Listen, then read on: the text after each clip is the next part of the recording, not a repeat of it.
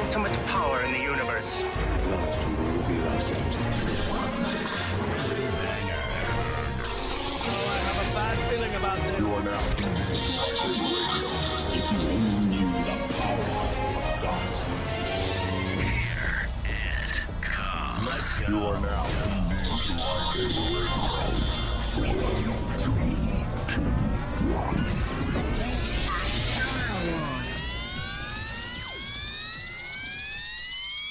Hello there.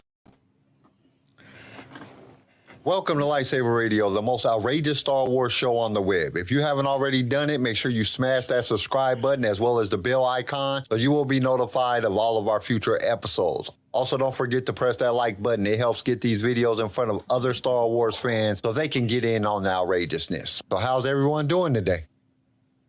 Doing good. I'm alive. I'm here. I survived a wedding. You survived a wedding? I got nothing else.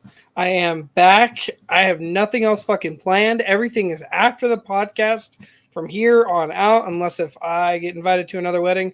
And even then, I'm probably going to argue with them about what time they need to get married, because I ain't doing that 8 o'clock in the morning getting married at 1 o'clock shit. That was ridiculous. I love my sister. Congratulations and all, but fuck off. That was dumb. It was fun. It was beautiful. It was emotional to watch my baby sister get married, but why that early at the same time? But overall, I'm glad to be back. I'm glad to be here. I'm glad to be seeing everybody. Hey, Chris. Hey, Clinton. Hello there. Well, you missed out because we had Verona on and she was awesome. She broke some things down for us. Yeah, and we got I'm still more. bummed out. And we got some more celebrities. We got a huge celebrity coming on next Saturday, and then we're not going to tell you who it is. Y'all just going to have to sit back and wait. And then we have Oliver Berdor. I don't know how to say his name. I'm fucking up everybody's name. What are you talking about? We don't got a celebrity. We got a Sith Lord this Saturday. Sith God. Yeah, he's still a celebrity. He's not a celebrity. I don't know about him. I just started learning about him. Well, Plagueis don't let us learn shit over here. Do you not know that? It's all right. We stuck here in Idaho. It's just been Sidious and Plagueis. That's all I know. And a little bit of Maul. But that's because Maul's a good story. Yeah. Yeah, that's about it. It's Damn Stormtroopers. all together. It's gonna be cool. We got some stuff coming.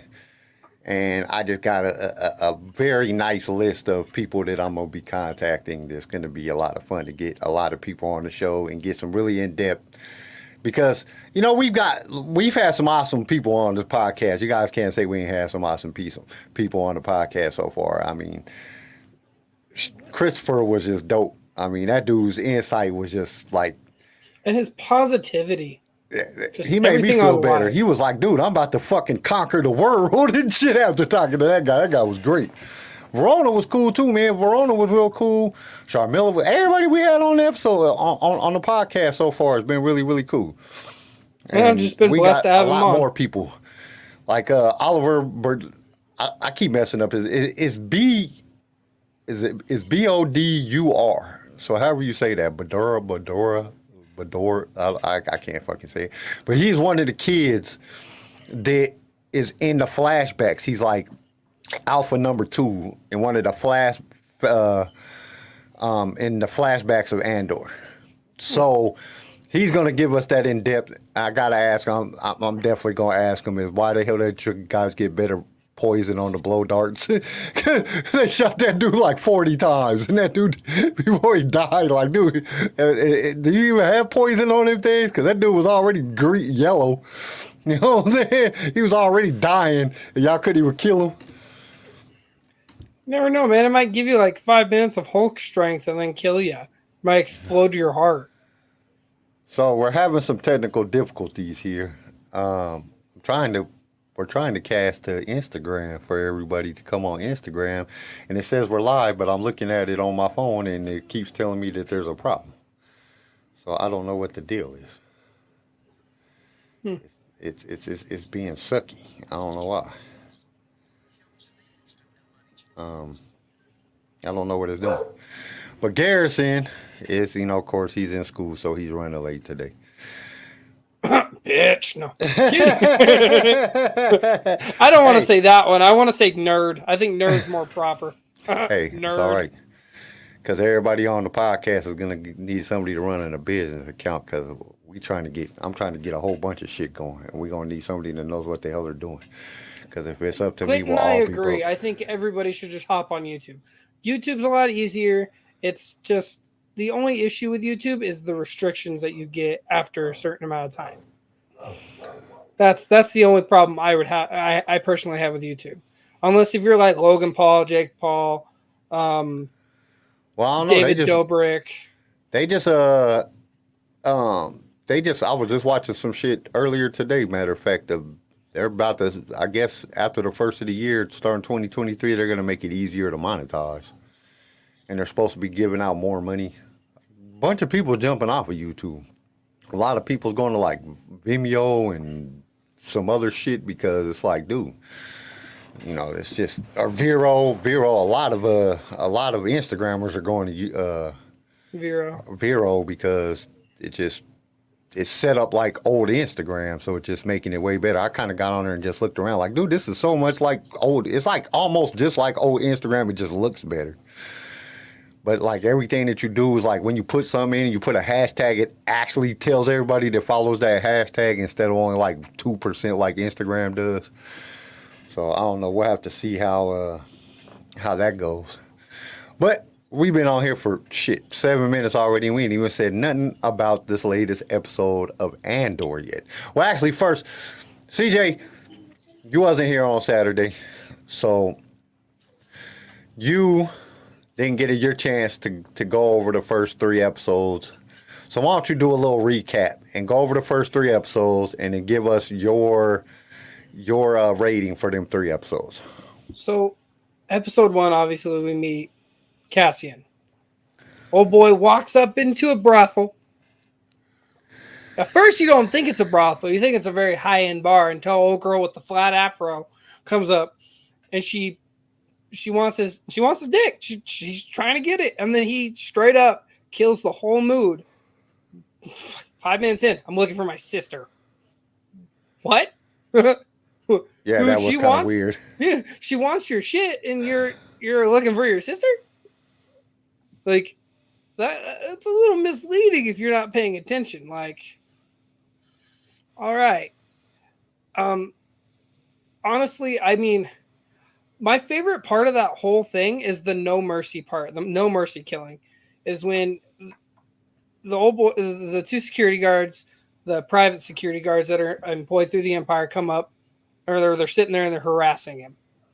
And he just ignores them like, okay, that's some good temperament. I probably would have told him to go pound sand and get the hell out of here. But, he's not going to draw attention to himself. As he's leaving, they start harassing him. They're drunk. Some shit pops off in the alley. He kills one. And then old boy is like, oh no, we can make this look like an accident. You won't get in any trouble. And Cass is like, nope. Sorry, bro. Time to die. Right in the face. Just blows his cat back. No hesitation. And gets the hell out of there. The only thing that bothered me about that is that it didn't widescreen show the kill. It was too close, and then it cut into everything. And I was like, all right. Well, that's a good thing. Well, I want to see it, though. Like, I want to see him blow old boy's cat back. Like, if you're going to do that. What's up, guys? How you doing? Man, are you even a Toronto fan? Yes, sir. I'm sorry. Sir. That's okay. My little brother's a Blue Jays fan. I'm a Blue Jays fan because my dad's a Blue Jays fan, and that's how it works. I'm a Braves fan. Braves fan. What do you think about everybody kid. When y'all gonna change your name?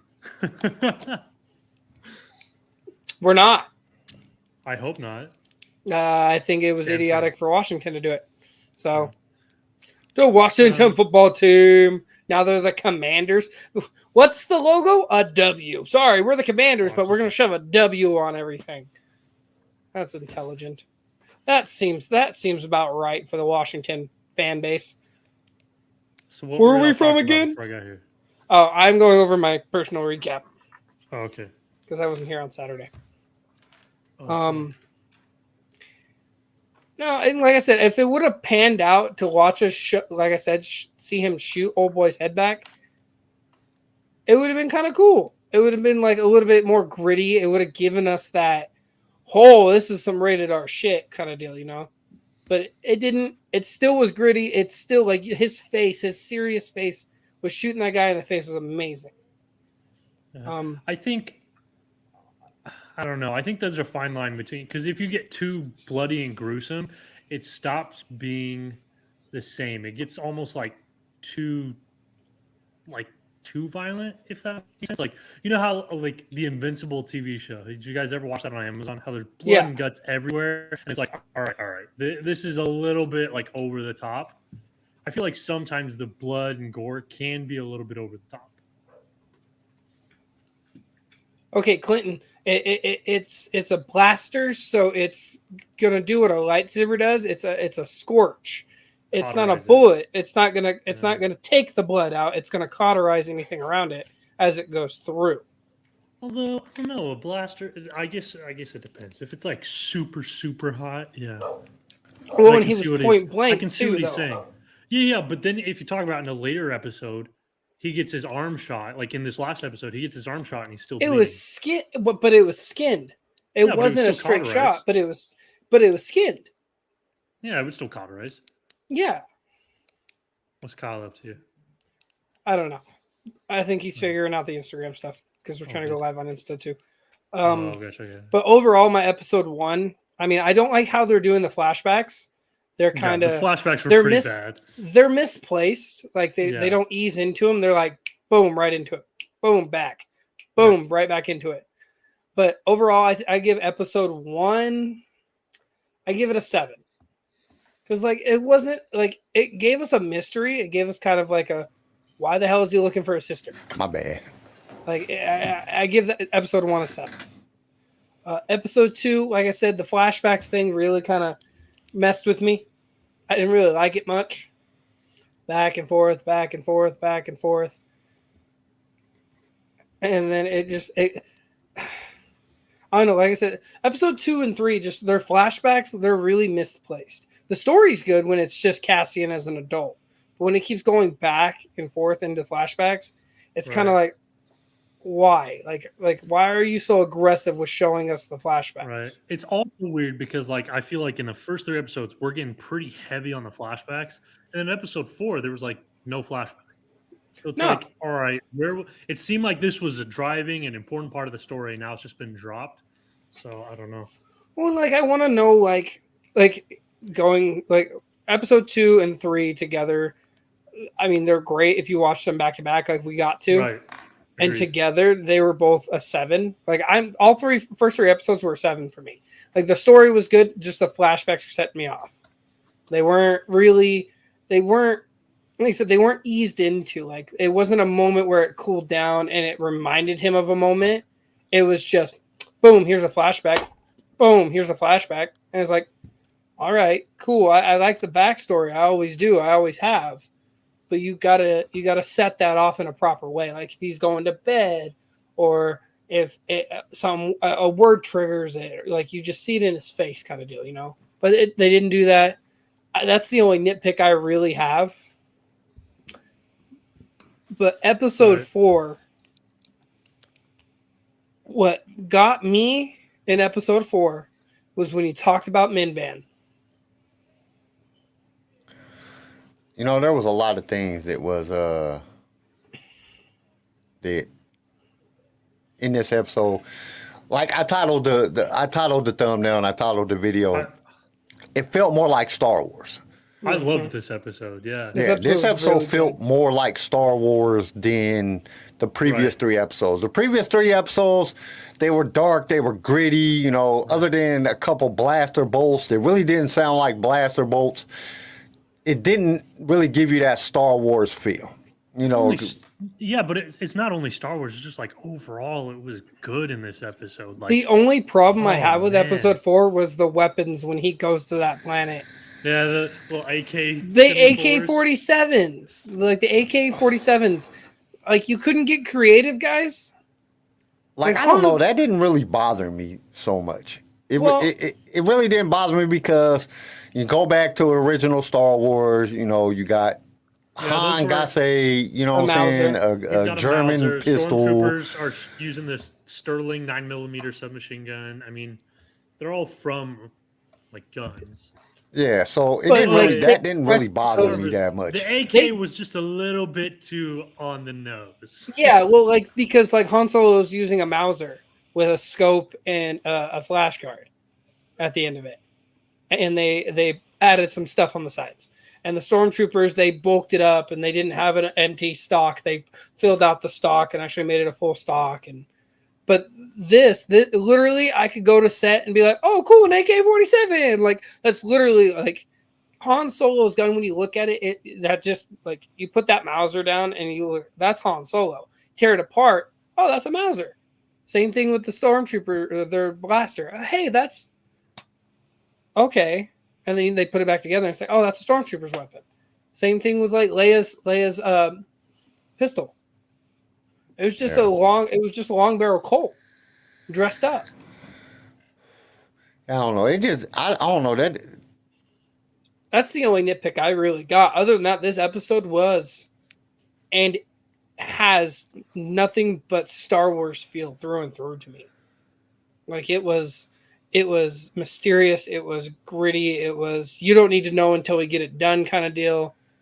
Same thing with like Obi-Wan with Han Solo and A New Hope. It was like you don't need to know what we're doing until we get there. And even then you might not even know because you're just going to get the money and get the hell out. You know, and I liked that. It gave me that same feel, the back and forth feel, you know. Yeah, I think the thing that I really loved about this episode, not only was it like Star Wars, but it was just good. Like I like how it showed how the Empire works and how they view their citizens and how they view their responsibilities and like how much it like how similar it is to like what you imagine a totalitarian government would be like, where like they view like where he talks about is like our job isn't security. No, our job is healthcare, and how anybody who might have any idea contrary to what we want to be thought is like a cancer and we have to get rid of them. You know what I mean? And I'm like, oh my gosh, like that. I don't know. It just does a really good job of portraying what a totalitarian like government would be like. And it even has kind of similarities to today, you know? So I like that aspect of it. I like showing like how the Empire is in control and how they do things. And that's what you they're wanted. Such a bad thing. I know. And that's what you wanted. And that's you're why like, I'm you're so getting in what love you with it. wanted. And I it's know. and it's good for me. Like I'm enjoying it because I do enjoy the political aspect of it because you're seeing like Kyle and I before the show we talked about like seeing Mon Mothma and her husband argue about inviting the right hand man of Palpatine when he's up there in the Senate, the guy with the spikes Right. and the Twi'lek headtails. Like he's literally going to be sitting at the table across from Mon Mothma, who's trying to start a rebellion, and he's Yeah. literally right next to Palpatine. The guy is right next to Palpatine all the time. And you know, throughout all of the books and everything, at least to my knowledge, I can't remember one time or not if they said whether or not he was force sensitive. So that kind of makes me think, you know what I'm saying, my Mothra might, because, you know, she's already paranoid. She kind of states that when she's talking to Luthen in his little shop. And she's a little bit paranoid. So she knows of the Jedi. She was around when the Jedi were there. She knows about, you know, the Sith and the Jedi and all that. And, you know, she knows what's going on. So is she kind of even a little bit more paranoid because she like, dude, this dude is like, he works for fucking Darth Sidious, you know what I'm saying? He works for Emperor Palpatine. Is he force sensitive? You know, is it a possibility? And then she's like, dude, really? And like the way, dude, her husband is I don't know, he's one of He's them oblivious. He's one of them rich dickheads that you meet in life that you just be like, you just know that you're rich and you're freaking a politician type dude and you just an asshole because you can be. Because he's even like that to her and she's like, please don't ever do that again. And it's like, dude, I can't just cancel right now. You know, it's too late to cancel. Like, fuck you. If I said no, motherfucker, it's my money. It just, I don't know. It's just. Well, and I like that, like when he pops off because he fucked up so bad. She's like, He's like, where are you going? Take your gift back. I don't get it. No. And then she storms out. I was like, that's some husband and wife stuff there. But I mean, like that whole store scene, like we thought he was gonna the guy Lucien, right? Lucien. Mm-hmm. Can't say his name right for some reason. Luthen, ain't it? Yeah, Luthen. Yeah, I like that. We all thought going into this he was going to be a politician because of all the rich stuff around him. No, he's a friggin'. He goes and finds war artifacts on planets. So the Empire's not going to look at him with a red flag thinking that he's doing rebellious shit. He's collecting artifacts to sell to the Empire and to politicians. Right. I like this persona he has to play. He has to play. It reminds me a lot of the book 1984, where he's like kind of playing the party member part, where he's totally in with the party. He loves the Empire, but really he's fighting against it. And I'm really digging that vibe, especially with him, with Mon Mothma, how they're trying to do this outward appearance, like, yeah, I'm with the Empire. The Empire's great, but really they hate it, and they're got spies and the intrigue, and it's just I'm digging it right now. I'm super happy. Does anybody else think that female Imperial officer is a spy? I think, I was kind of getting that. I was kind of getting that vibe, like he's like. And he's trying not to get, he just wants them to get captured. I don't think he wants people to get killed. But I think, are you talking about the one that was on the speeder that pulled up at the... No, I'm talking about the female one when they're in the office and she's trying to take over that investigation because the ship... I don't think so. I think she's a freaking full-blown ass. Yeah. Well, you got to think about it. If you think back in all the Star Wars, female characters are not well in the Sith. Or in the Empire. You don't see a lot of female characters. Like in New Hope, everybody that's sitting around the table is all men. So it's harder for a woman to get that elevated state inside the Empire. And I think she's really trying hard to get... So a garrison is a sector is 10 plant or 10 systems. So she's in control of 30 systems. Everybody else there is in control of 7. So she's kind of like the low dog on the total pole. So she has to get up to that 7, and she's trying whatever she can to get to build herself up. And I think that's why she's just the way that she is. She just really... she just seemed like she was sweating real hard when they were talking about it. And to me, it just came off as like she needs to get that box. She needs to know where it was at, who was involved with getting it, how it was discovered, how it was found. Because like to me, that seems like a comeback to be like, hey, Mon Mothma, this is what's happening. This is what they found out. This is what I got off that box. Nothing was retrieved. Or she's trying to get the box so she can give it to Mon Mothma so she can track those ships. You know? Because Cassian and God, I can't say his name. Luthen.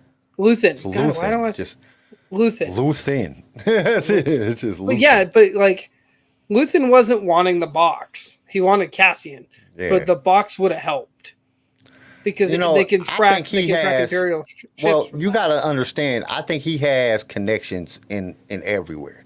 The way he's acting, he has connections inside the Empire, inside, just everything. That's not a concern to him. Concern is the bodies in order to do it. He needs, and like the way him and Mon Mothma was talking in the little shop, he's basically saying, he needs money. You know what I'm saying? They need money. And she's like, dude, I've already gave like all the money I could freaking give. I ain't got no more money to give you. And that's why they're planning this little heist so they can get the money to support the rebellion. And that might be why we're seeing AK-47s, because they're broke. The rebellion is just broke. They don't have no money.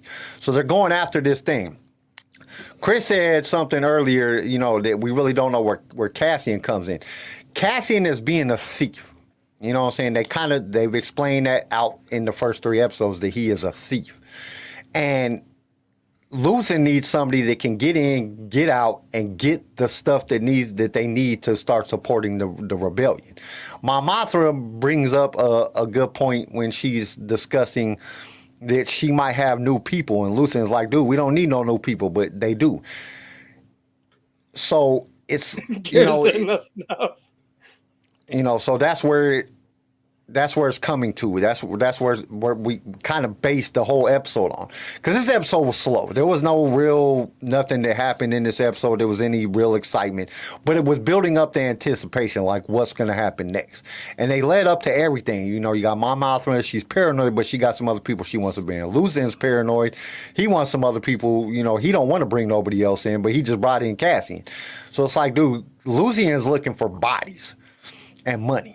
My Mothma is looking for money with other people. So they're kind of at this like little kind of standstill where they don't really know where they're going. And Cassian just kind of like basically caught in the middle because he can get in and get stuff that other people can't. Did y'all notice? He's good, yeah. Yeah. Did y'all notice the Sith and Jedi holocron inside of Luthen's shop? Yes. Oh, I also noticed some Mandalorian armor too. Yep, Yes. Mandalorian armor's in there. They bring up the world between worlds, which goes back to the Jedi Temple on Lothal and the Virgins and all that stuff. There was a lot of Easter eggs in this episode. There really was. There was a lot of little things that you've seen. That's what caused it to me to make it feel more like Star Wars. They were bringing up a lot of different planets. One of the things that kind of irritated me, though,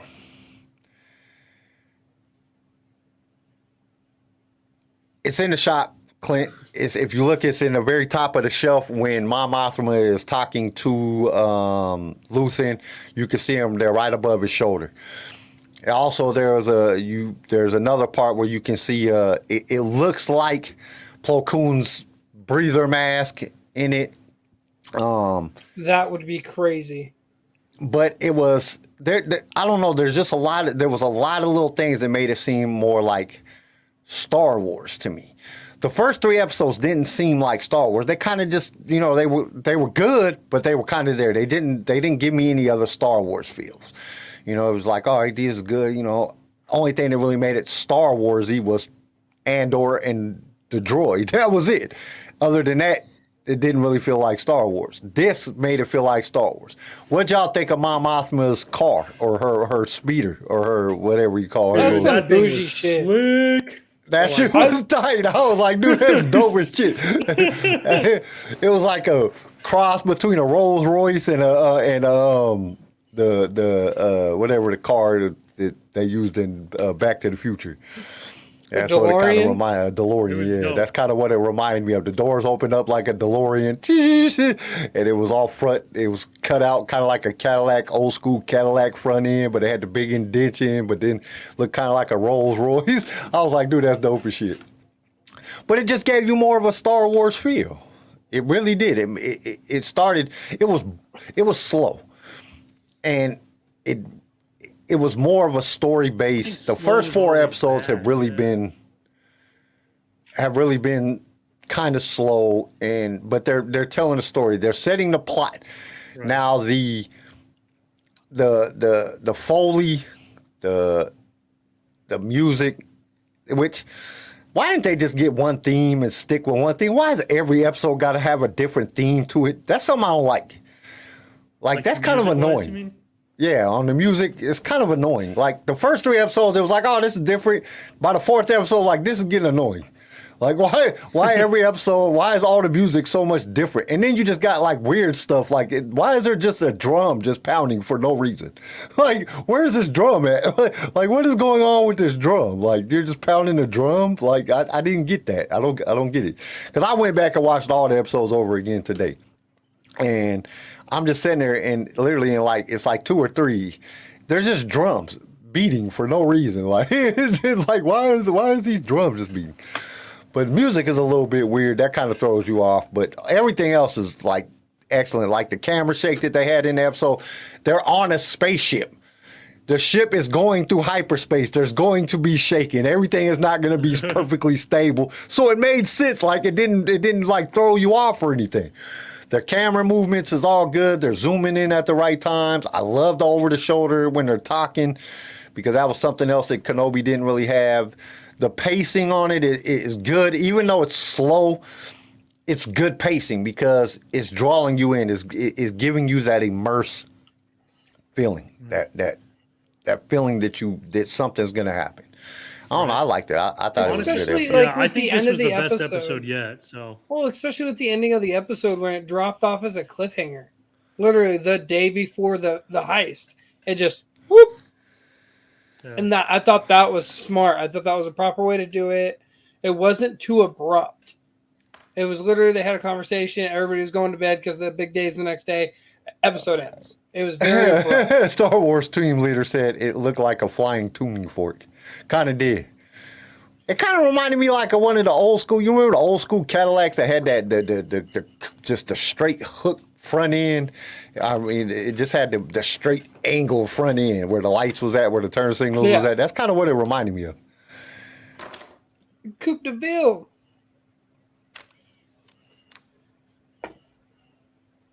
No, it wasn't. It wasn't the tower. It was like when he's walking. It was like in the middle of the episode. He's just walking, and it was like drums, like doom, doom, doom, doom. Just like what is the purpose of this? Like it kind of just. It wasn't that same sound. It was like a bass drum. You know what I'm saying? As he's just walking. So, because Chris said, dude in the clock tower drumming on the bell put in some OT to annoy Kyle. It's not that sound. It was just like a drum. It's like just bass for no reason. It was like, dude, what is the purpose of this? There was no other music, nothing else in the background. It was just that sound. And it was like, dude, this is annoying. Like, why are they doing it? But have you guys noticed that and that's something that I actually read in an article, and I didn't, it didn't click on me till today, but they did a different theme song for every 24 episodes, because there's 24 episodes total because season 2 is already being created. 24 episodes? Well, there's 12 episodes in season 1 and there's 12 in season 2, and they've already so all of them's already written. Tony Gilroy said all 24s already written, and I think there's 16 that's already been filmed. 12 of them for season 1, and they're working on season 2 now. So, which is cool. And this is another thing I read in an article. What was it? Day before yesterday, or I think it was on Sunday. I talked about it in Star Wars Audio Archives podcast. But there's 200 speaking parts, and Tony Gilroy said he called 30 people to let them know that they weren't dying. That's a giant death toll. Well, we know everybody dies by the end, but out of 200 speaking roles, 170 of them are going to die. So don't get too attached to any one of the characters because they're going to die. Or they're just not coming back. Hey, there's something else, and this is going to be a surprise to you, but there's something else that we are bringing up this weekend, this Saturday. Because, I don't know, Adorja, however you say her name, she might be the sexiest Star Wars character yet. Who? The chick. Which chick? There's like Which one? 4 chicks. One from the first 3 episodes, Adora. I can't say her. Adora. I can't say her name. I suck at names. Bro, okay, hold on. Hey, she is fine. Star Wars chick. She is fine as hell. Bro, we got when Padme's. Hold on, I'll give you like top 5. Yeah, I was gonna say top 5, but she ain't even breaking. Have y'all top looked 3. at some of the pictures of her? Because I'm always researching. Pictures of Natalie Portman? Yes, I've looked at pictures of Natalie Portman. Young Natalie Carrie Portman is Fisher? the finest person I don't know about now, because she's that. No. Like, dude, Natalie Portman. dude, we're gonna have to do a vote on this. We're gonna have to go through. I will find some of the top-notch pictures of each one of them.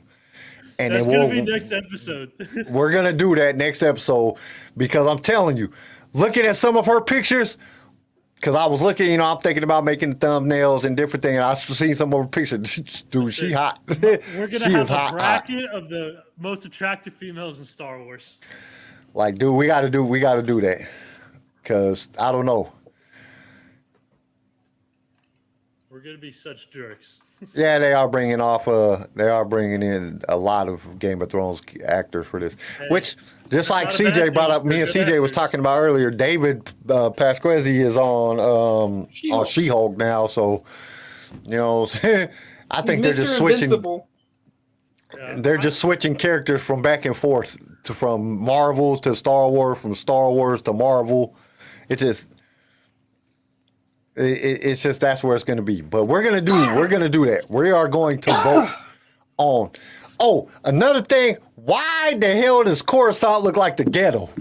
It looked like ghetto New York. Dude, I liked it. Like, dude, that shit is terrible. We didn't see you that. gotta think. That's what Yeah, we happens did when see the that in Empire's episode 4. control. That's what happens when Empire's in control, dude. Like, dude, We looks. saw it in episode 2 in Attack of Clones when Obi-Wan and Anakin go down to that bar. No, but that's all we got. Like, look, okay, I'm about to share my screen. Look at this picture. This is terrible. This is terrible. Look at this.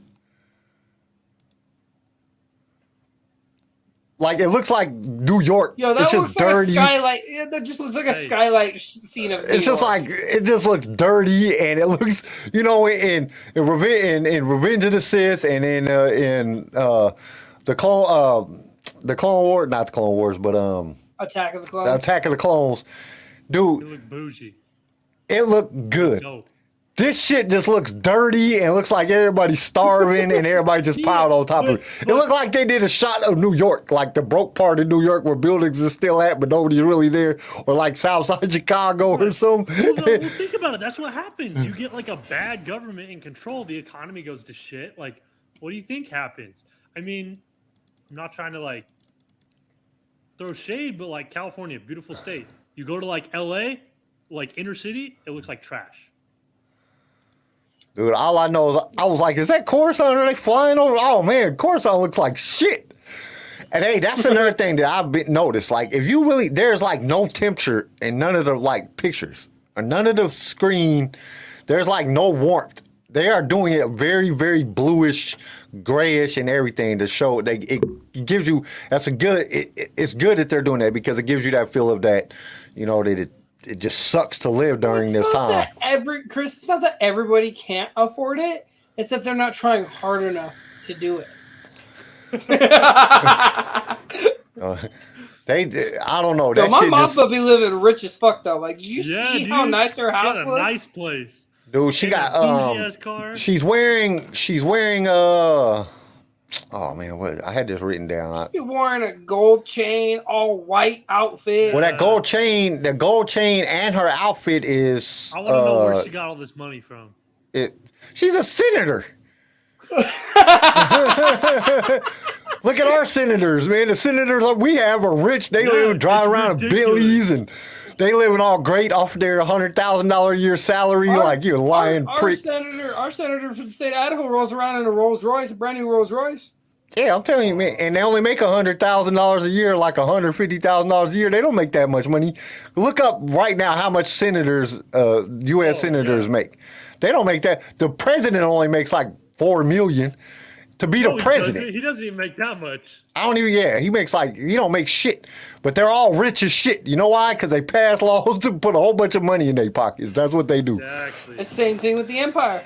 A senator makes. She's not a gold digger. She's a senator. The gold digger's the husband. You saw his ass staying at home. $175K. $175K, but you can afford a $2 million car. You know what I'm saying? It doesn't add up. Okay, but see, Leader, what they do is they pass laws to force you to get shots for a disease that it doesn't even help with. And then because they all got stocks in that pharmacy company and in the health insurance company. And then when everybody got to get this shot, they make billions of dollars. That's what they do. It's called insider trading. That's the thing. That's the thing, Team Leader. She's not a gold digger. The gold digger's her fucking husband. Oh boy, he was already at the house setting up the dinner table like he's a stay-at-home husband. Like he knew who the bitch of the relationship was because Mothma making the money.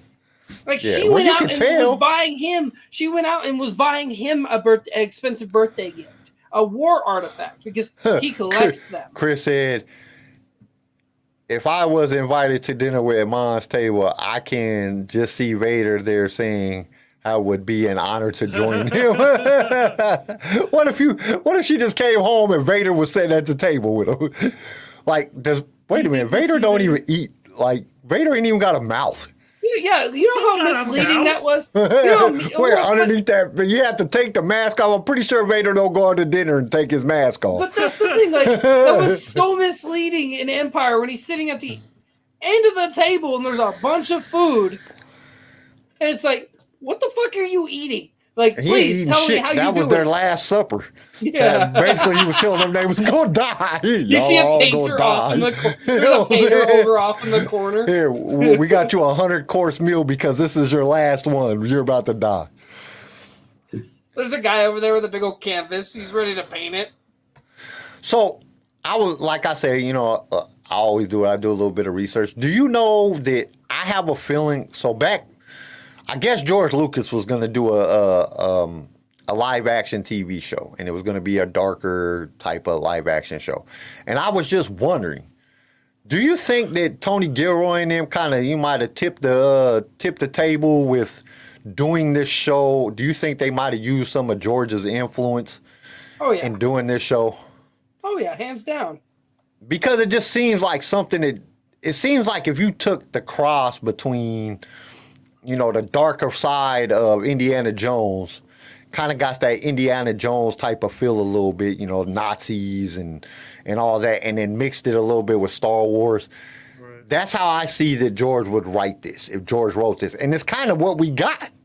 It kind of gives you that little bit of, okay, you know, it gives you that little Indiana Jones feel, kind of, you know, Nazi regime, all that stuff. Everybody's, you know, trying to figure out how to get by and how to do stuff. Andor is kind of like a little bit Indiana Jones is a little bit, you know, kind of break into stuff, figure things out, knows how to do a little bit of everything. And then you have your Star Wars thing. I don't know. It was just a thought that I had earlier, and I was like, dude, it kind of gives you that, like if you took Indiana Jones and crossed it with Star Wars, you would kind of get this Andor type feel. There's a little bit more sexiness going on in Indiana Jones. And do you know this is the very first time that you see somebody taking on or putting off clothes in all of Star Wars that you really get to see it?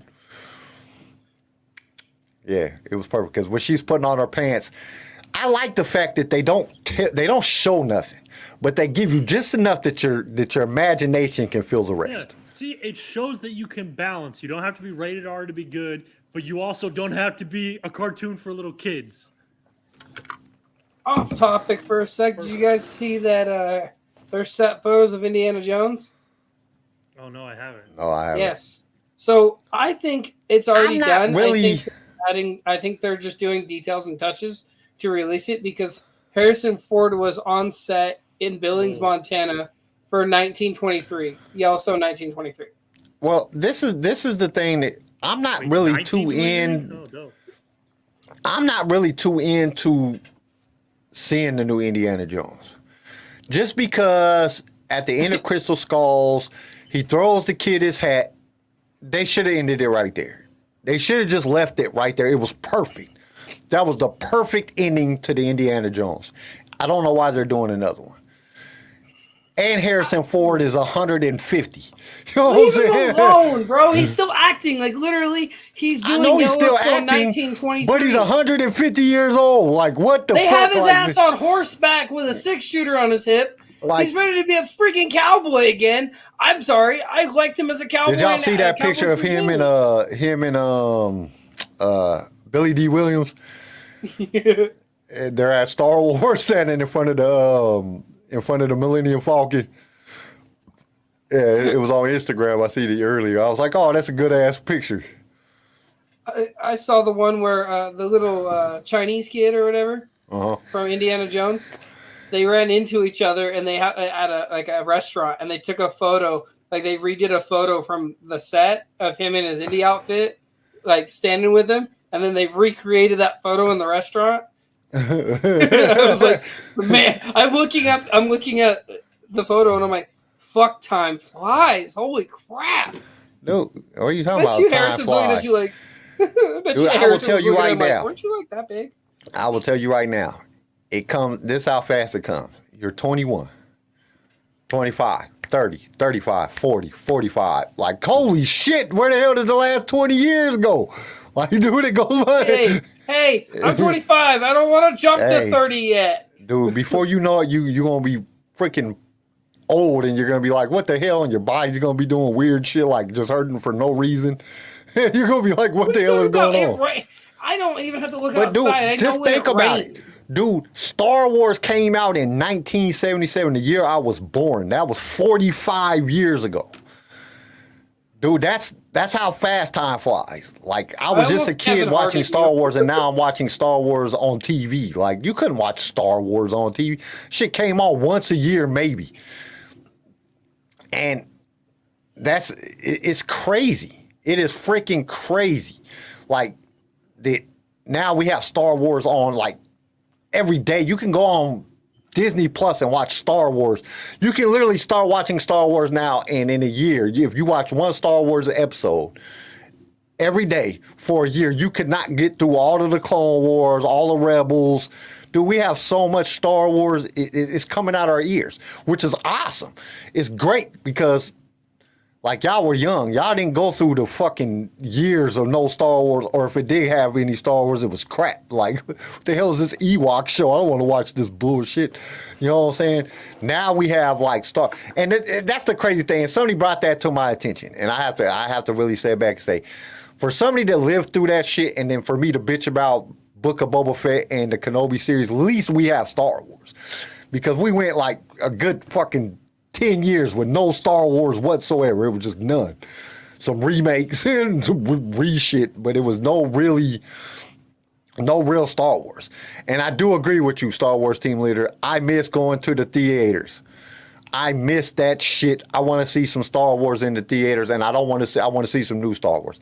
But I'm kind of scared to see because now they're talking about doing a Luke Skywalker trilogy in between Revenge of the Jedi and the Force.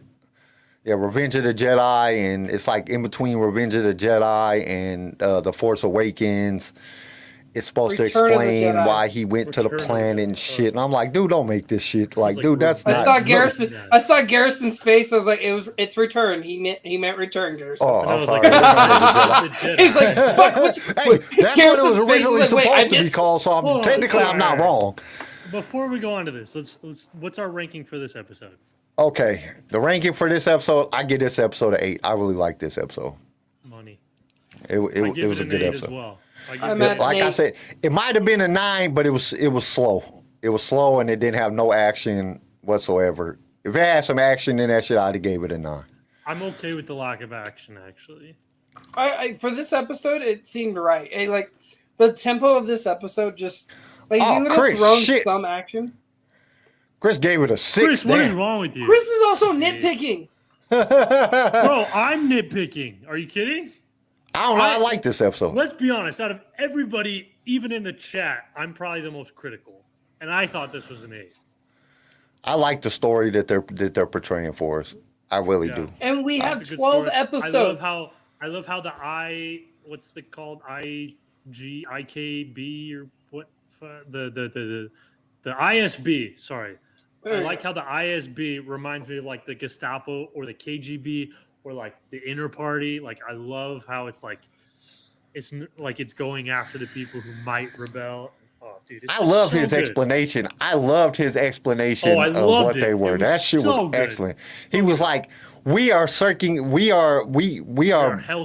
Healthcare. I was just like, oh, that's a good way to explain that shit. Whoever wrote that shit was a freaking brilliant.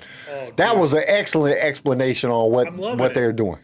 I loved the scolding. We forgot to pull this up. The scolding of the security guards. They all get fired. Old boy goes home and gets pimp slapped by his mom. Hey, we didn't even bring up Luthen putting on the wig.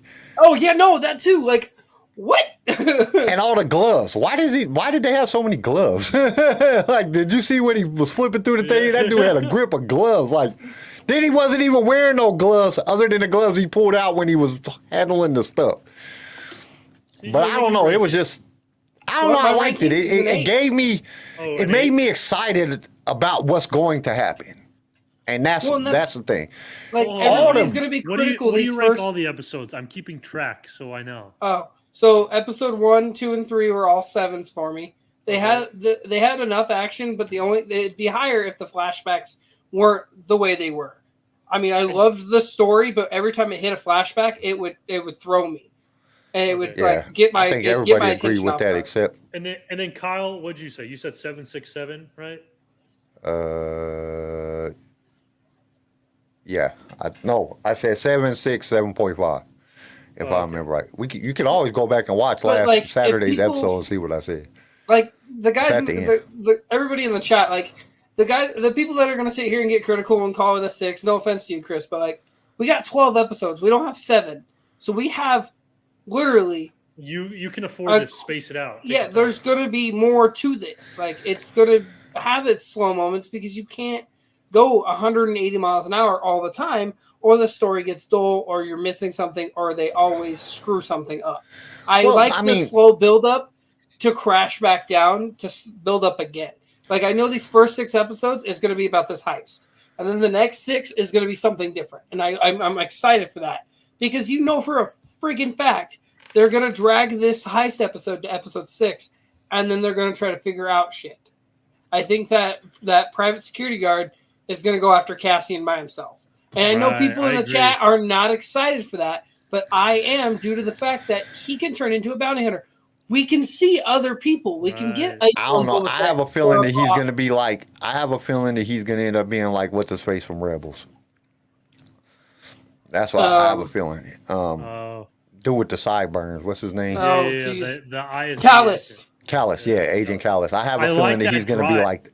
Yeah, I have a feeling that he's this season he's going to go after Andor, and he's just not going to be able to catch him, and finally he's just going to give up and join the rebellion. That's how. I don't know why I have that feeling, but I have that feeling. Spoilers. What? I didn't know that happened in Rebels. You just ruined. Oh no! Oh no! Damn. I'm sorry, Garrison. I'm sorry, I forgot. It's okay. Oh No, what I disagree. The reason I do is because Andor's a little bit dark than Rebels. So what I think is going to happen with him is that drive, that humiliation and embarrassment from his failure is going to keep driving him. He's still going to fail, so I think he's going to kill himself. Oh, I mean, after his mom slapping him like that, I think he would too. He seemed like a little punk crybaby bitch that would go and do that. Yeah. I don't know. I'm excited. Like I said, this episode just had a little bit of everything. It lacked action, but I know that and I'm trying to be more accepting of this. There not being action, especially because Kenobi and Book of Boba Fett, that's kind of what they gave us. It was just all action. It was just, one CGI explosion after the next. There wasn't no story. So, and I'm an action person. I love seeing action. But at the same time, I also want to see the story. I also, because like all the technical shit, they're doing excellent.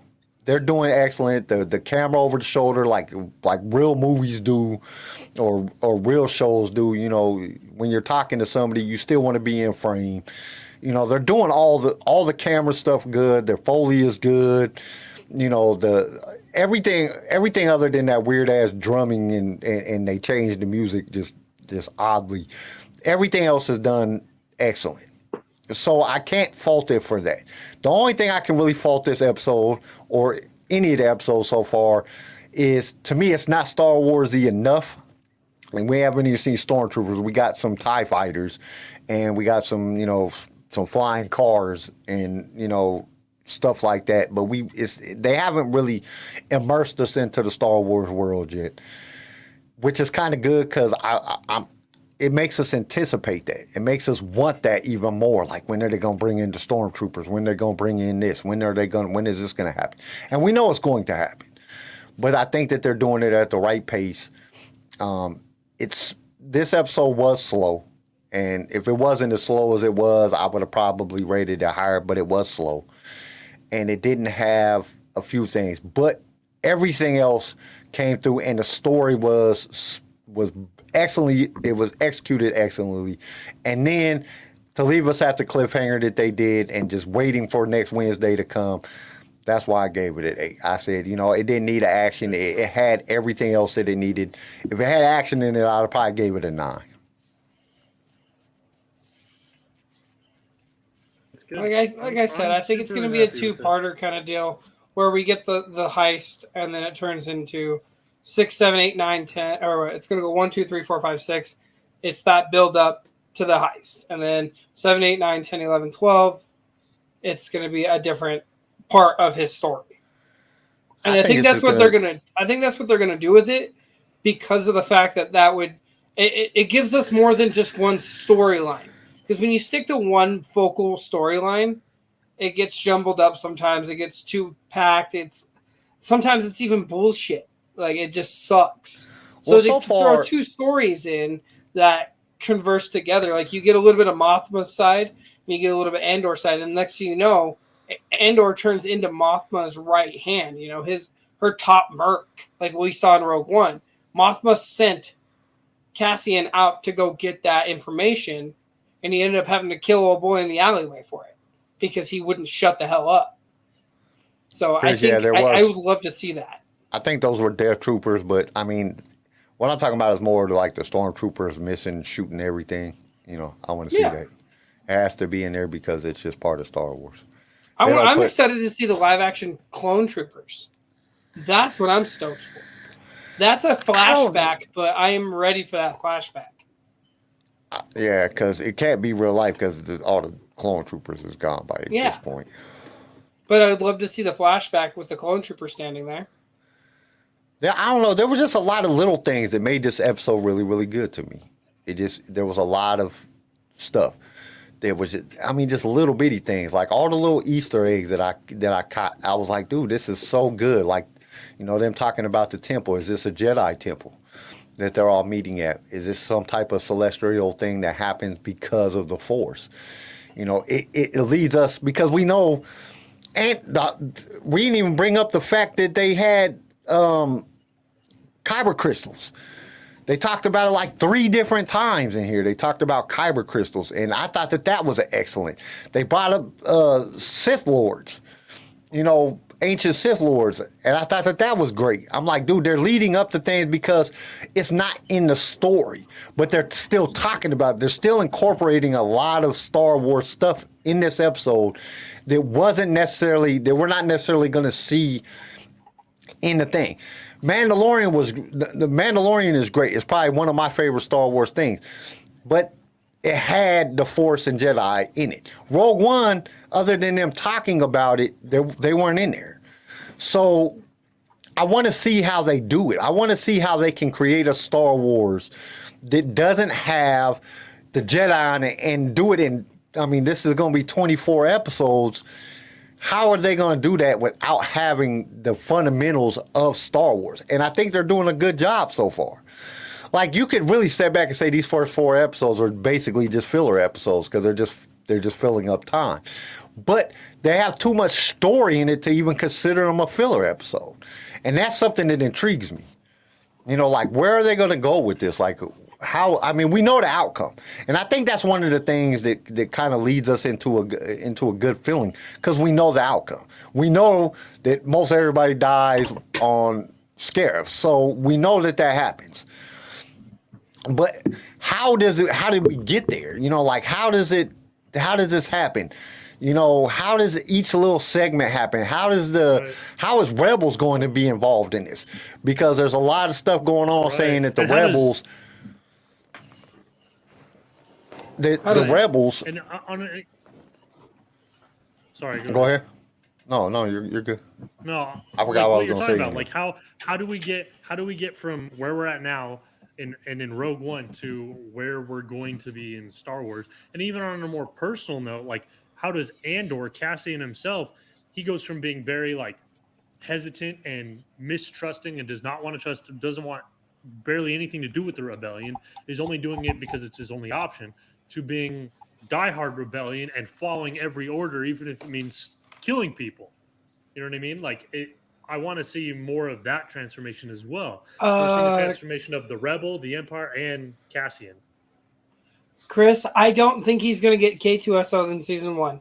Alan Tudyk came out and he had hurt feelings. He was very pissed off and popped off and said the fact that they didn't bring me in for this show and everybody loved K2SO was very disrespectful to him.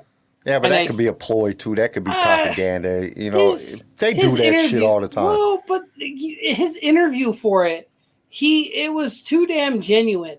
Like, you could see the hurt. And I know he's an actor. Sometimes you can tell when they're acting, but you could see how pissed off he was. I think we'll get K2. I really do. I think we'll get K2 in season 2. Like the end of season 2. I don't know. I think we're gonna get K2. And another reason that it kind of brings me in, because who is Mon Mothma talking about when she's talking about bringing somebody else into the fold? I think it's Bail. Bail's already involved. If you go back and you remember the deleted scenes from, but he's already involved in the rebellion at this time. So, I mean, you have Bail, you had a couple other senators, and you had Padme sitting there. But maybe it's because there's a lot of rumors going around about the rebellions getting, you know, the rebels from Rebels is going to be in some type of law. How do we know it's not Fulcrum? How do we know it's not Ahsoka that she is talking about bringing into you'd the have fold? You'd have to de-age Rosario Dawson. That's not hard though. You're talking about stuff that they do. Come on, everybody was under the impression that James Earl Jones voiced Darth Vader in Obi-Wan Kenobi, and he didn't. That was all done by like re-speech. What are you talking about? He just came out in an interview saying Obi-Wan Kenobi was his last piece of work, and that he was there on set, but he didn't voice anything for Darth Vader. The interview said the quote said that this is my last voicing. Right, he was And there. now He they never can went in use studio. He was only there as like a Godfather type. He was just there to make sure that things went right and did stuff. He did not voice anything in the studio for Obi-Wan Kenobi. But we were all under the impression that he did. Technology is so crazy now that it's like, come on, fuck. Look at in Book of Boba Fett. Dude, you could, like, anybody that, if you just watched New Hope and you turned around and watched The Mandalorian, you would not know that that's not the same character. That's how close that shit is. It's not hard for them to de-age somebody. Could be hair. Chris said probably hair. It could be hair. But if hair is coming in, hair is dealing with Ahsoka anyway, because she's the one dealing with Fulcrum. And Bail is dealing with Fulcrum at this point. So But this is the beginning of the rebellion, though. yeah, this is the beginning of the rebellion. That's at the beginning of Rebels. It wasn't even mid season of the first season that they already started talking of Rebels, that they start talking about Fulcrum. Yeah. So Fulcrum is talking to Bail already at this point. And Fulcrum is Ahsoka. At this point, Fulcrum is Ahsoka. So is that who they're talking about? I mean, they even brought up Saw Gerrera in this episode. Oh, no. Right. They brought up... I'm so excited for Forrest Whitaker. There's so many characters and there's so many different directions that they can take this, because this is a very unknown time. We know basically Obi-Wan the Kenobi series kind of filled us in on a little bit of what's going on, you know, up to this, you know, a little bit. Then we got Rogue One. So that whole time period, so that's what, 8 years of time period that we have. This is actually 5 years before the Battle of Yavin, right? So we got in this 5-year period, this is really, and Rebels is set in this exact same time period. This is the beginning, because they even bring up a Rebels thing when they say other Rebel cells, or other cells have already started uniting, or whatever the hell Mon Mothma says. Right. Whatever that sense, she said something in that sense. And that Rebels clicked in my head right away. Then she started talking about another person. So I'm assuming, because Bail's already in it at this point. So Bail is basically the starter of this. You know, he started this shit 20 years ago, or, you know, at this point 15 years ago, right after the thing when he had Obi-Wan and Yoda on his ship, and he was dropping them off, and Padme passed away. So he's been involved. He's already in. And if you watch so I don't think she's talking about him. When you watch the deleted scene with Bail and Padme and 2 other senators, they're taught Quinlan Voss. No, I don't think it'd be Quinlan. It's possible. It would be great, but I don't think it would be Quinlan. I think, honestly, Hera seems like the most likely. It could be Hera, but it could be Fulcrum.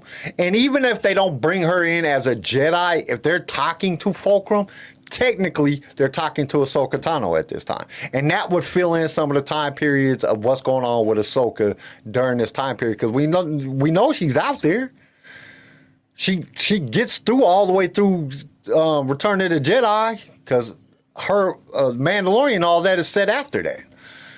So we know that she survives through this time. Is she that hidden figure this whole time? And she just stays in the background, and she doesn't really come out that much. We know she does in the Rebels, but she's not really out there. And maybe her being who she is with the rest of them kind of leads up to that point. Because we know Mon Mothma is in Rebels. We know Bell is in Rebels. We know Leia's in Rebels. And at this point, Leia don't even know about the rebellion yet. Because she doesn't learn until 2 years before the Battle of Yavin about the Rebels. Or the Rebels. So her dad is part of that. So I mean, there's so many different ways that they can take this. I'm hoping it's Ahsoka, because they don't necessarily have to have a Jedi in the episode, but they can have that Jedi influence in the background. They can still have the Force in there without having it inside the thing. I like Chris's point here. It'd be good to introduce fans to Hera now before Ahsoka, so fans who didn't watch Rebels can know who she is. I like that, but at the same time, what you do is you bring General Hera Syndulla, or at that time it's just Hera Syndulla, into the show, and you have her talking to Fulcrum, because even before that, she was talking to Fulcrum. The only problem with bringing at this point, because I mean, we're at a point that they could bring the Bad Batch in, because we don't know what's been going on with the Bad Batch this whole time, and we won't know until season 2. So they could bring the Bad Batch. The Bad Batch could still be around. You could bring Hera in, but if you bring Hera in, then you got to bring Kanan in. You know what I'm saying? Because Hera and Kanan has been together this whole time. They literally started all this, so they got to bring Kanan in. That brings in a Jedi. And I know that's something that Tony Gilroy did not want to do, because he liked the fact that there wasn't no Jedi in Rogue One. But it could also be one of the things, but we know Kanan dies, so they could bring that in. That whole Lothal thing could come in at some point, and we could see live action Kanan die. You know what I'm saying? Because we know that at this point that they're working with Mon Mothma at this time. So I mean, there's a lot of things that they could do. I mean, and it's just all up to the writers and what Tony Gilroy and them do. Because that's something, you know, we seen in a cartoon him dying, but we really didn't. I mean, we basically seen it because the damn thing blew up and he was standing on it. The fire hit him. Like, we didn't get to see him burn, but that was kind of a little bit PG-13 for a cartoon. And we might get that in live action. There's all kind of different possibilities and ways that they could go that I think would really, they could really turn this into probably one of the best Star Wars that's been created, because you can tie in a lot of stuff. You could actually tie Kenobi in. You could tie some different things. I'm like, they could try to contact Kenobi. You know what I'm saying? We know at some point we're going to see Vader and Palpatine, and I mean, there's no way possible that you ain't going to see Vader and Palpatine. And if I'm not mistaken, I read an interview. Well, I didn't. Did I read it? I didn't hear it. No, I read it. But what's his face? Ian, whatever the dude that plays Palpatine. He said that he was like, I don't know, I might make a cameo. Basically, you're saying you're in the damn show. And even then, like, Hayden popped off and said, "This isn't the only time I've put on the suit for this." Like, he stated that, like, this isn't the only time I'll put on the suit. And it was like, okay, what do you mean? Are you going to be in Ahsoka? Are you going to be in Andor? Like, what do you mean this isn't the only time you're coming back? Well, it would make sense that if he was already there filming for Kenobi, he's already in the suit, take him over here, film a couple scenes so he does his little cameo in this, because you know he has to be in it. Yeah. Vader and Palpatine have to be in this because they're building the Death Star right now. Krennic could be in this. You know, what's his face can be in this. You know, they can do Galen Erso. Galen Erso, Jin Younger, You know what I'm saying? Being with Saul Guerrero, we can see that. There's a lot of ways that they can take this, and it's at this point it's just up to the way that Tony Gilroy, how he had them write it and how he wants to direct it. Because, dude, we have so many things that can happen. And there's more than one season, so we don't know if he filmed that and is saving it for season 2. We don't know if we're going to get that mid-season 1. We don't know what Tony's going to do. And I think that's the fun part about this show, because in like Book of Boba Fett and Obi-Wan, we kind of expected a lot of things. You know, a lot of the trailers showed a lot of what we were going to see. And there's a lot of interviews of what they talked about and how, you know, Ewan talked about how he turned around, next thing you know, he sees fucking Darth Vader behind him, and he felt like a kid. Like, we knew they were going to get that face-to-face. But nobody has said shit about Andor. That's because I think this is Disney's flagship right now for Star Wars. It's their project. This is all based on them. Andor and Rogue One and everything that has to do with this is a Disney thing. Disney created this, so they're gonna put. Come on, just look at you. You sit back and you think about it, and I've stated this multiple times on the show that you have. Kenobi and Book of Boba Fett I think they were fan service, and I don't like to say fan service because I don't really think that there's such thing as fan service. I don't think Disney really gives a shit about what fans care about anyway. But it was kind of a fan service because we got, you know, action-packed, high-flying, you know what I'm saying, constant action, no real story, hit you in the face type of stuff in Kenobi and Book of Boba Fett. But you look at the two things that they've done. They did Andor and they did The Mandalorian, and both of them were done excellently. They were just done. It was spectacular what they're doing so far on both of them series, and that's their series. So you can see that they're putting way more effort into this stuff than they are to other stuff. And also you got to look at who's directing and who's writing the stuff too. That always plays into a thing. Dave Filoni is more of, and he's more into, he likes making kids happy. That's what he likes.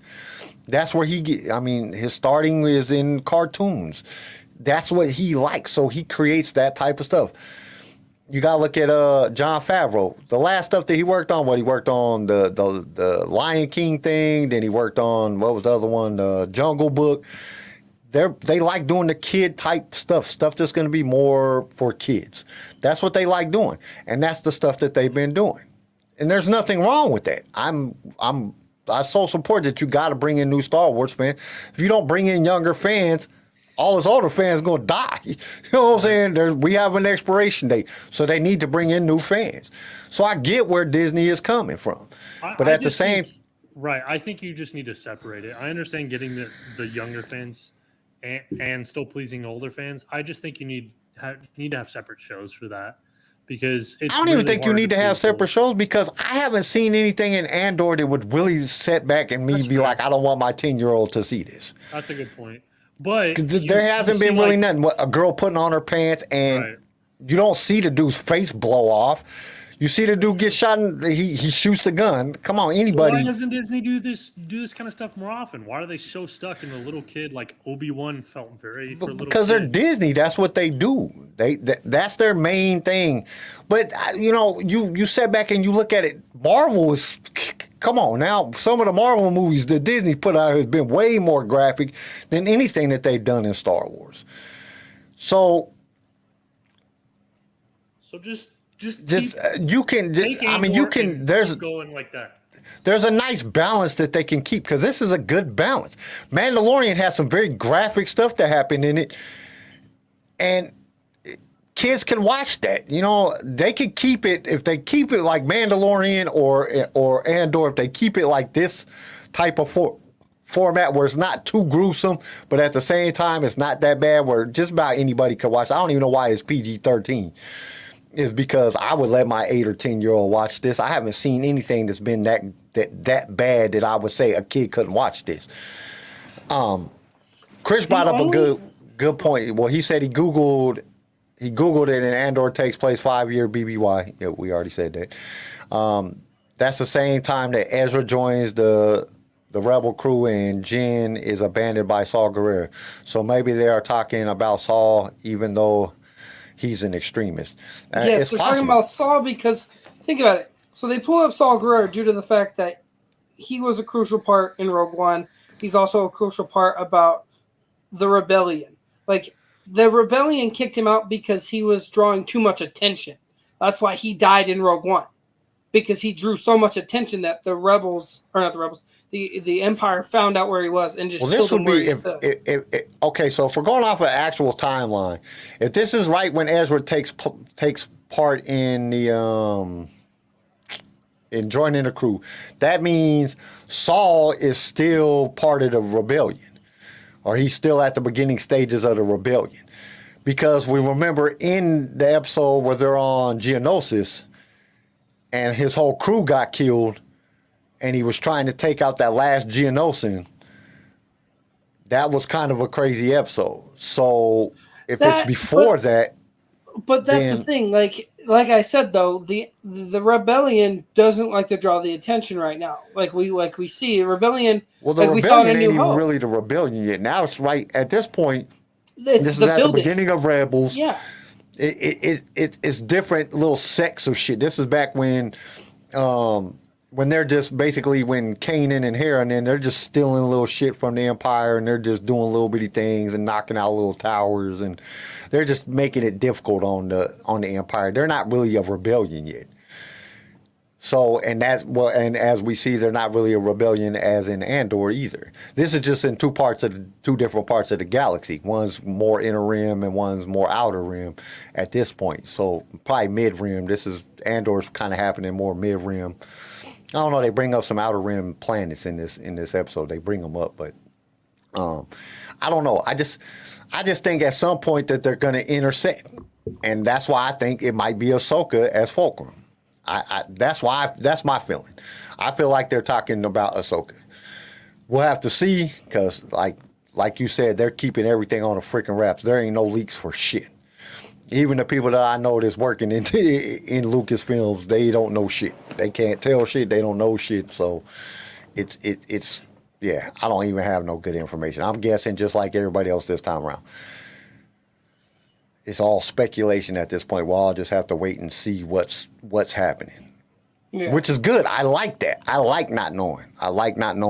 And I like being able to assume and guess. Because like I said about like Obi-Wan and Book of Boba Fett, we kind of expected what was next, and then we got the one episode where we're like, oh shit, Luke Skywalker, and then we expected what was next after that. Like, and the same thing with Obi-Wan. It was like, okay, cool, this is what's happening. That means that's going to happen, and that, and then, with this, like this cliffhanger on episode 4, we don't know what the hell is going to happen. Like they said the game plan, but in Star Wars, does shit ever go according to plan? Nope. No. Hell no. That goes to my favorite thing in The Flash. What did Snow say? Create the plan, execute the plan, plan fails, throw out the plan, go to plan B. I don't know, that's one of my favorite sayings ever, because I was like, that's how shit usually works. Oh, I like the one where, from Spider-Man, the one that Mary Jane says, the Far From Home one or whatever, or the home. I haven't seen it. She said it before in the first movie and the second movie. It's don't get your hopes up or whatever, because hopes lead to false expectations. Right? I get my hopes up all the time. Yeah, I know. And what happens? We crash and fucking burn. So right now, I'm not getting my hopes up for what's going to happen, but at the same time, what they're doing with this, it's looking good. It is looking tip top. No shaky camera. Music score's good. The Foley's, like, all of it's good. Like, everything is playing with it so freaking well that I'm just like, I want next fucking Wednesday to be here already. Like, that's how good this episode was to me. And another thing that I'm really liking is that they've already greenlit and started working on season 2. From what Tony Gilroy says in the interview he did with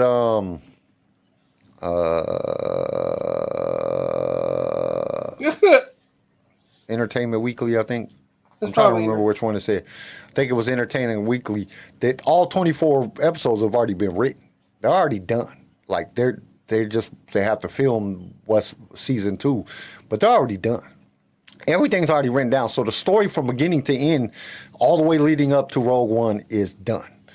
So that is exciting for me because now we ain't got to worry about them. Oh, this writer quit and now they got to go find another writer and he's going to come in or she and is going to write some off the wall backwards ass shit that don't even match the rest of the stuff. You ain't got, there's only 3 directors during all 24 episodes. You know, most of the cast and crew have already been selected. They planned this out very well. And that's something that's exciting because I don't think it's going to deviate from the storyline leading up to where we know that it's going to go because it leads right up to Rogue One. We know the outcome, but it's still exciting to see what's going to happen between this period and that period. You know, what we already know the outcome. We know it leads right up to Rogue One. So we know what's going to happen, but how does he get there? That's what's exciting. And what they're showing us, they're drawing it out and they're showing us really in depth of what happens and what transfers Andor into the person that he becomes at the beginning of Rogue One.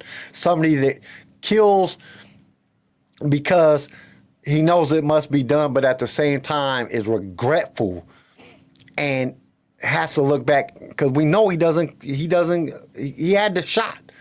He had him in the sights and he doesn't kill him. So we know the type of person he really is, but how does he get there?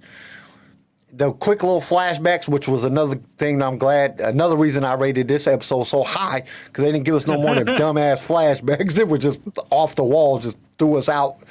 I mean, the flashbacks was they just put them in. They were good flashbacks. I'm not saying the flashbacks was cool. Bad. They just were put in the wrong spot. Yeah, they were put in the wrong spot. Well, and even then they weren't they were put in the wrong spots, but they weren't even if they weren't put in the wrong spots with how they did it, it was too in your face. Like, here's the flashback. Oh, here's another flashback, and it's like ease into it. There was only one that they did right, and that's when he was dreaming. Yeah. All the rest of them was just like, what the hell? It was confusing. It confused you. What do you say we get on some news and rumors? Yeah, especially because we've already been talking about Andor for 1 hour and 22 minutes. That's what I said. I was like, oh, hey, it's good. That's how it's good. It's very good. All right, what do we got for news and rumors? Because I haven't looked at. I already said some of the news and rumors. Some of the stuff I got, I'm saving until Saturday. Oh, I got some stuff. So there's. All right, go click the thing. Click the thing. Hold on. News and rumors. The Ultimate News and Rumors. Ed, I apologize. I'm sorry. I was just fucking with you. There's some news about video games. Which, yes. Kyle, I know you're a hater, but CJ, we're going to be excited. I'm not a hater. I just don't believe that any video games is coming out until I see them. I don't know. Disney announced their intention that they want to have a game like the other year. What? Yep. You got too many things opened up on your screen because it's coming out every year. Oh, you know they're All right, lying. can you hear me now? Can you hear me? Yeah, we can hear you. Can you hear me now? Can you hear me? Disney wants a new game coming out every year. They want one AAA game and one lower level game coming out every year. With that said, who knows if that's going to happen? That's just their goal. That's what they want to happen. We already know that there's a bunch of games like that they've announced already. We got the Lego Star Wars Skywalker Saga, the special edition. We have the Eclipse game, the Knights of the Old Republic remake, Star Wars Hunters, Jedi Survivor, first-person shooter that's unnamed, a strategy game that's unnamed, another unnamed game, and then the Ubisoft open world game. There's also been some rumors about a possible Mandalorian spin-off video game. And then there's rumors about a couple more. But, yeah, Disney's setting their sights high with Star Wars games coming out every year. Well, So and we'll I see if don't, that I actually don't. happens. Anything done by Ubisoft, I know gets done. Garrison, you can guarantee that yourself on your end. Ubisoft Assassin's is very prominent in the video game world. When they say they're going to do something, they're pretty fucking dead set on doing it. Now, Yeah, but other that companies, is, you got I don't but you know got to about. also understand Disney is saying this, not them. But that's the Disney said thing. this. But Well, we already know Ubisoft is making a game. yeah, It's just a matter of time. Yeah, and when like I said, when Ubisoft says, "Hey, we're doing this," they're pretty good about sticking with their timeline and dropping it on that date. Oh my god! Whether it's good or not is another story. Okay, wait a minute. Hold up. Okay, Huffington Post released yesterday. Okay, the James Corden is the Star Wars official penis designer. Oh yeah, I watched that video. What? Yeah, so there's a video. He did it on his show the other night. I watched it. I was gonna bring it up. So he literally takes clips of George Lucas's interviews about things, and he's the creature penis designer. Yeah, and he will take clips from old interviews of George Lucas where he's like, that was very ungodly and very unlikely that was going to happen. And then he snips it and it goes back to him. He's like, yeah, George didn't like the look of that one. So what they did is they ended up putting it they were talking about what's his name, Watto. They're like, they didn't like the way that one looked. So they ended up putting it on Watto's face and it ended up being his nose. And I was like, Jesus. James, you have nothing better to do. Do you not understand that Star Wars is not your niche to make fun of? There's one late night host that can do that, and he's out of New York. I can't remember his name. It's not Jimmy. I think it's Jimmy Kimmel. Jimmy Kimmel is the only person that can do that because he's had Harrison Ford, he's had Mark Hamill, he had Carrie Fisher, he's had James Earl Jones, he's had fucking you name it. He's had it on his show. James Corden, slow the hell down. You don't get to make fun of Star Wars like that. Come on, man. You're not even that funny to me. The only thing you're good at is carpool karaoke. I don't know. That shit is hilarious, though. He's the official penis designer of Star Wars. Imagine like what do you do for a living? I design penises for Star Wars. Alien. It's the alien, like the creatures' penises. Nothing else. Like alien species and creatures. I didn't even know Watto had a dick. You know what I'm saying? I don't remember seeing his dick when he was flying around. Yeah, that's you know true. What I'm saying? Like, is there even a guarantee? I bet all like creatures wouldn't even have a penis. Like, you know what I mean? Yeah, you know, they might be like fish. Yeah. It's inside their bodies. I don't know. I just see that. I was like, what the hell? Everything on here is freaking Andor. Everything. Chris, I gotta agree with you. Nothing is his niche. Like he is not. Like I said, the only thing he's good at is carpool karaoke. Jimmy Kimmel, for some reason, is monotoned and bland as he is.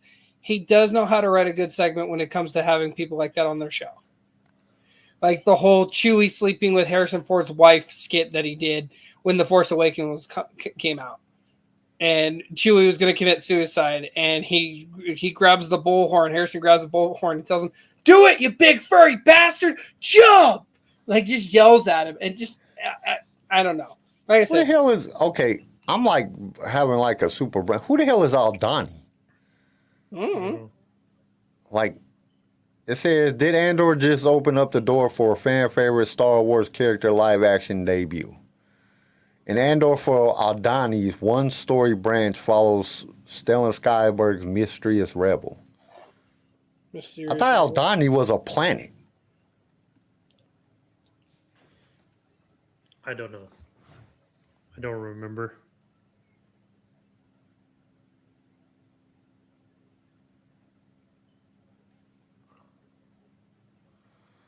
I might be reading this Oh well.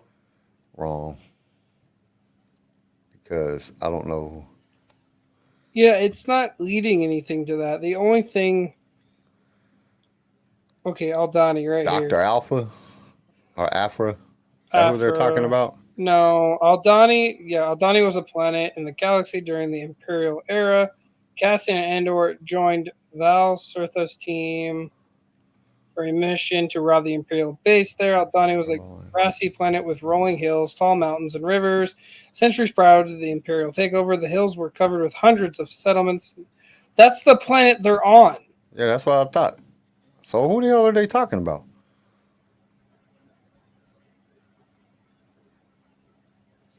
That's literally it. Like, that makes no sense. Or Dr. Sherelle? I don't know. Lona Alpha.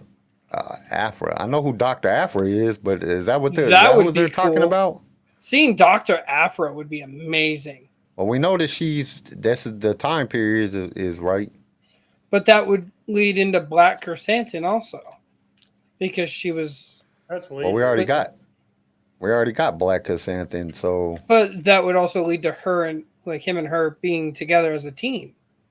And dealing with Vader and doing things with Vader. But they wouldn't bring her into this right now. It would throw the whole story off. I mean, not necessarily. Maybe that's the reason he was like, he brings up the medicine shit in that speech. Maybe that's the disease that landed on his home planet. Dr. Afra made it. I don't know. Hey, that's a good point, though. Who knows?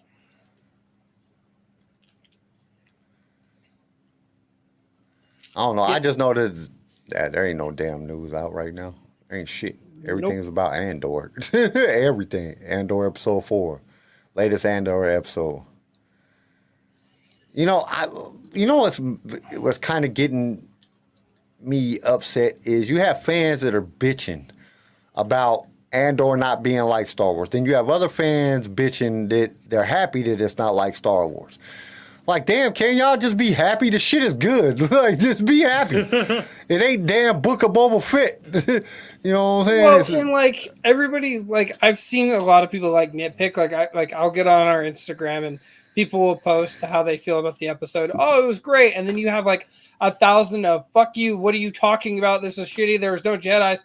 That's the point of this freaking show. It's not about Jedis or Sith. It's about rebels and the Imperial Navy. That's it. It's about the politics between the two and how we're trying to get rid of a freaking oh my god. It was just aggravating at first, and I really wanted to comment very badly, and I was like, no, because I'll start a decent argument here, and I can get really political, and then next thing you know, we'll start losing followers, and I don't want to do that. I don't want to do that. I don't care about losing followers. Well, my thing is this. To me, it's not... They're bringing all that stuff. They had a Jedi and Sith holocron in the thing. Yeah. They brought up, kyber crystals, and they brought up the Jedi and the ancient religions, and they brought up all the stuff. You don't have to see it for it to be there. The Force is there regardless of Star Wars. The Force is always going to be there. The Force is in Rogue One.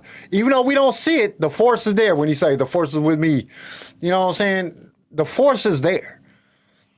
And that's just the way that it is. You're not going to get rid of the Force and the Jedi and the Sith and all that shit because the Force is there. So if the Force is there, there's going to be Jedi. We know that there's Jedi still alive. Obi-Wan still alive. Ahsoka's technically not a Jedi, but she's a Jedi. She's a good person. She's a good guy. And she uses the Force. That's a Jedi. Even though she left the Order. But, it's still there. You have Kanan is around. We know that there's still Jedi out there.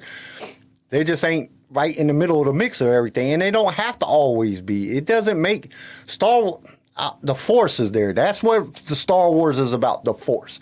It's about hope to overcome oppression. That's what it's about, and that's what Andor is based on. It leads right up to that.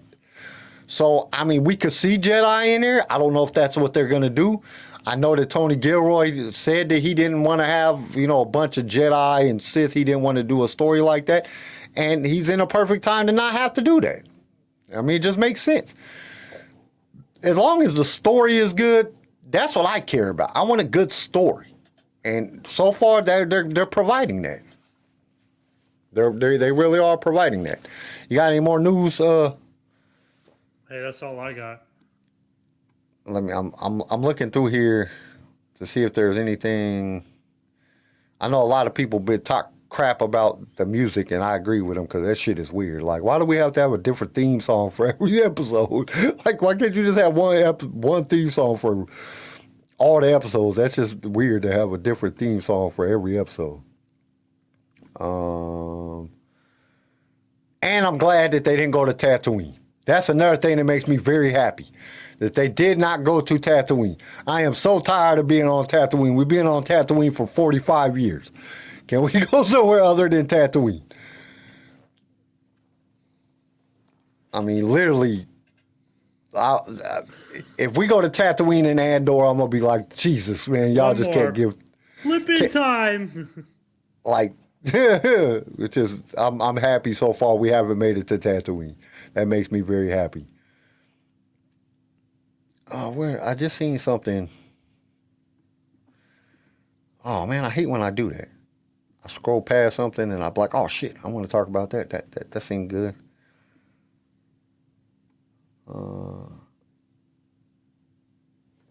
Oh, no, that ain't it.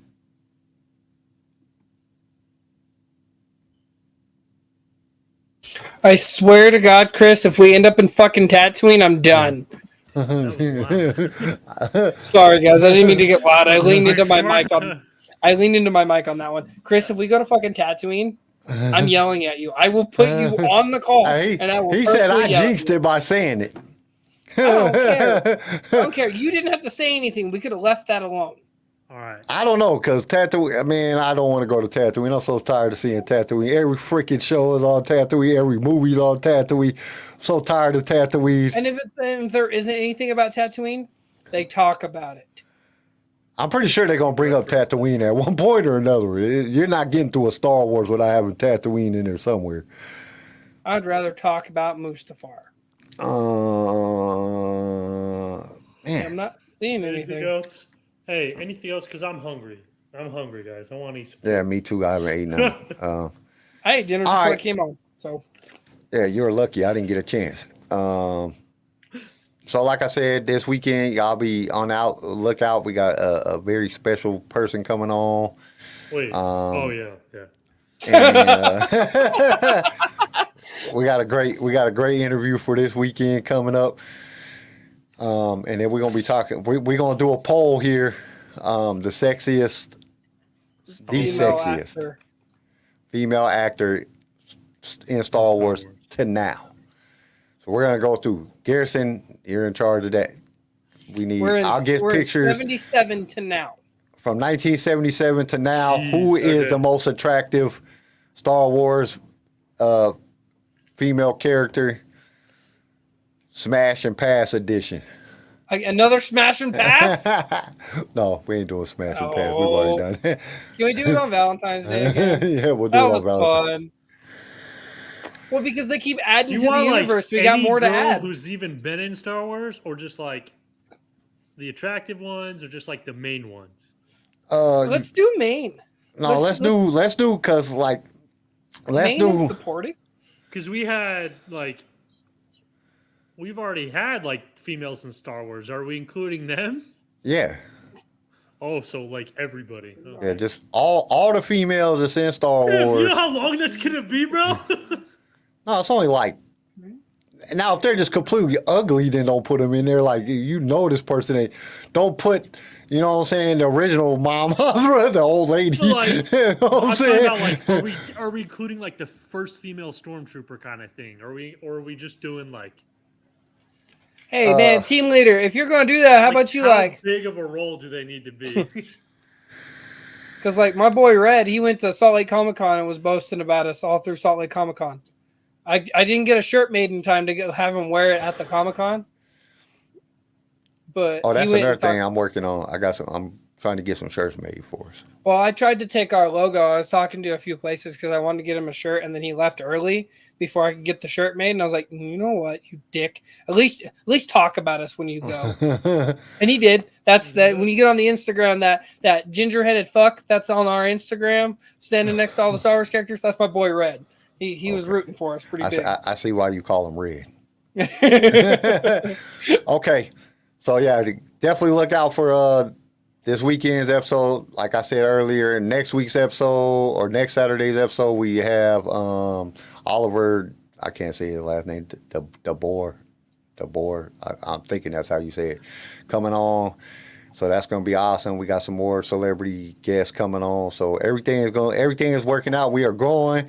Thank you guys for supporting us. We really appreciate that. And as always, may the force be with you. Peace. Thank you for tuning in to LSR. If you've enjoyed the show, consider subscribing so you can be notified when new episodes are released. If you would like to be a guest on the show or just want to give us some feedback, feel free to email us. You can also reach out to us on all major social media platforms. LightSaber Radio is produced by PicFilm Media and is a Swaycast original, starring Garrison Turcotte, CJ Elliott, and Kyle McDaniel. And don't forget to join us next time for more adventures in a galaxy far, far away.